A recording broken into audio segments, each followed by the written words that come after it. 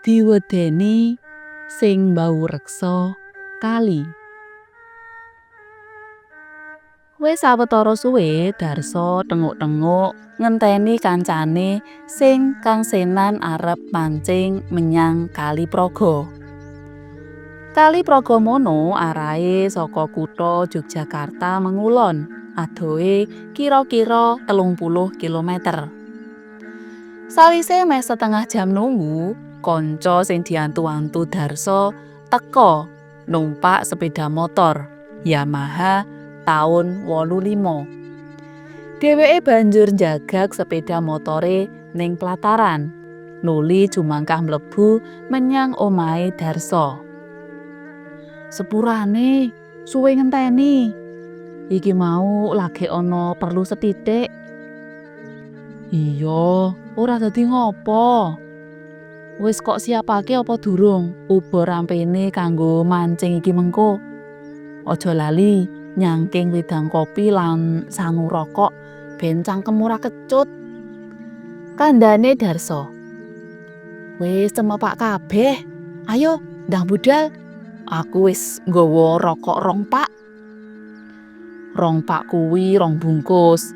Yen sak bungkuse isine 12 eler, tegese 24 eler. Cukup wis kanggo mancing nganti tengah wengi. Ucape Darsa semangat. Wong loro banjur boncengan Yamaha 85 tumuju Kali Praga karo nggawa uba rampe mancing pepak.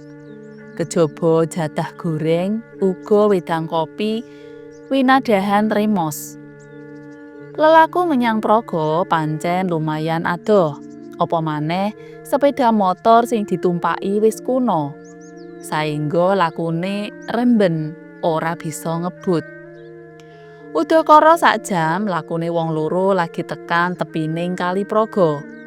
Lelorone isih kudu golek kali turute praga sing kira-kira akeh iwake lan papan panggonan sing penak kanggo mancing. Pancen ora gampang golek papan panggonan sing pas kanggo mancing. Lire kepenak papane uga akeh iwake. Darsa lan kancane madik-madik numpak sepeda motore turut pinggir kali golek panggonan sing tepak. Sawise nelusuri tepining bengawan, Darsa lan kancane wusana nemokake apa sing dikarepake. Lah, ning kene iki panggonan sing penak. Sajake kene iki sing akeh iwake. Kandhane Darsa. Ya wis, mandhek kene wae. Aku tak golek papan sing primpen kanggo markir motorku. Ujare kancane. Darsa banjur mudhun saka boncengan. Mlaku ora adoh tumuju papan sing kepenak ing sakngisore wit munggur. Darsa banjur buka tas rangsele sing isine piranti mancing, wadah wedang kopi lan wadah umpan iwak. Umpane cere, cacing lan uler gedang. Sakwise nata pancinge, Darsa banjur masang umpan cere sing wujute kaya coro ning ora duwe swiwi lan wujute luwih cilik. Umpan cere iki mligine kanggo iwak kutuk. Nanging iwak liyane kadang-kadang uga doyan. Cekake umpan cere iki galak banget. Cepet dilarap iwak. Dene kancane Darsa isih golek-golek papan sing penak kanggo mancing. Dheweke oleh enggon sak cedhake brengkalan watu tilas tugu tapel wates antarane desa siji lan sijine. Kurang cetha, genea tugu tapel wates desa iku dirubuhake. Dheweke banjur lungguh ning buk semen karo ngetokake uba rampene pancing lan sangune. Gawane padha persis karo duweke Darsa. Kancane Darsa banjur nguncalake pancinge ing tengah kali. Ditunggu sinambi udut sedal sedul. Ora lali nyeruput kopi karo ngedapi jadah goreng. Wektu kuwi srengéngé meh angsluk ing Imbang Kulon. Kahanan wiwit peteng. Darso sing posisine rada adoh karo kancane dumadakan pancinge krasa digondhol iwak. Ketara kambangane obah-obah banjur melayu minggir banter banget lan ambles ning ngisor wit lompong. Darso age-age nyendal pancinge.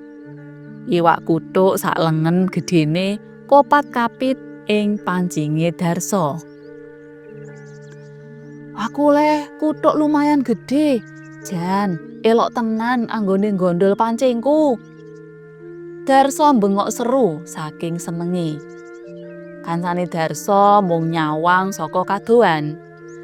Batine ewa Darso entuk kuthuk gedhe. Sebab wis suwe pancinge dheweke ora digondhol iwak. Lagi wae ngudharasa, ujug-ujug pancinge kancane Darso uga digondhol iwak. Nanging iwake polah ogel-ogel satemah ucul maneh saka pancing. Kancane Darso cuwa. Durung wae walesan disendal, iwake wis kebacut mrucut. Apes awak mami. Umpane durung diemplok iwake wis kogel-ngogel. Lah iwake ucul.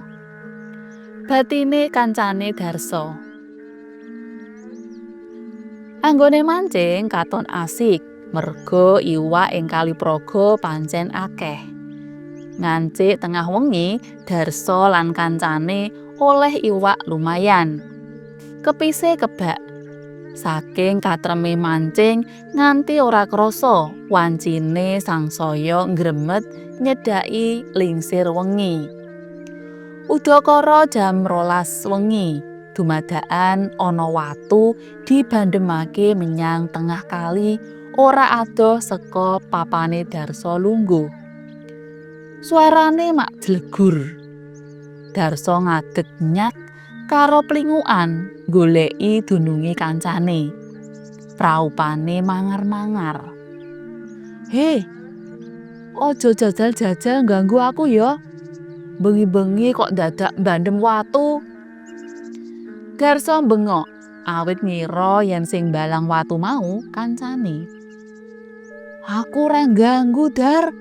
Iki aku lagi nyendal pancingku sing dipangan iwak. Karo maneh apa kurang gawean kok nyawat watu kowe?" Wangsulane kancane Darso saka kadohan. Ora let suwe ana watu dibandemake maneh menyang kali lan tiba ana sak cedhake kancane Darso. Wah, iki mesti gaweane Darso bales bandem watu. Mongko aku ora bandem waktu dheweke. Wis ben wae, engko yen tak aru-arui mundhak saya nesu. Kancane Darso grundelan dhewe. Darso dhewe ora mingset saka papane mancing. Isih tetep ing ngisore wit munggur. Malah dadakan gitoke krasa mrinding. Wulu-wulu ing tangane njegrak. Saka sak dhuwure wit munggur keprungu swara krosak-krosak banjur tiba mak gedebuk. Kaya ana swara karung isi watu tiba ing cedhake Darso.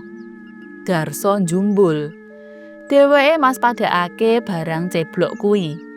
Nalika Darso isih ndelongop, dumadakan barang sing dikira karung iku obah-obah ngadeg. Saya suwe saya gedhe lan dadi wewujudan nggegirisi. Mripate mencereng, untune mringis ngatonake siunge kang lancip-lancip. Weruh wewujudan sing ora sakbaene, cepet-cepet Darso nyaut rangsele lan nggeret pancinge. Dheweke mlayu sipat kuping marani kancane sing isih ketungkul mancing. Ayo mulih wae, aku wedi." Kandhane Darso ngos-ngosan. Tangan lan sikile katon gemeter. "Ana apa, Dar? Kok sajakku weden? Kowe weruh apa? Omong sing cetha. Sarehno atimu dhisik. Iki ngombe kopiku." Kandhane Darso ngiling kopi saka termos banjur diulungake Darso. Kanthi ambegan isih melar mingkus, Darso ngombe kopine kancane. Sawise sareh hatine dheweke banjur nyritakake kahanan sing mentas wae dialami. "Sajake aku dimungsuhi dening demit kang mbau reksa wit munggur kae. Ora lila aku mancing ana kene," ucape Darso. Krungu critane Darso, kancane melu mrinding. Mripate ngulati pernahe wit munggur sing mung katon ayang-ayang ireng. Praupane pucet. Dheweke age-age ngukupi piranti mancing lan ngringkesi barang-barange. "Ya wis, ayo mulih wae. Ning tak kukutane dhisik uba-rampene mancing iki. Mumpung demite durung muring banget marang awake dhewe. Doh blaine awake dhewe ora bisa mulih," kandhane kancane Darso gupuh.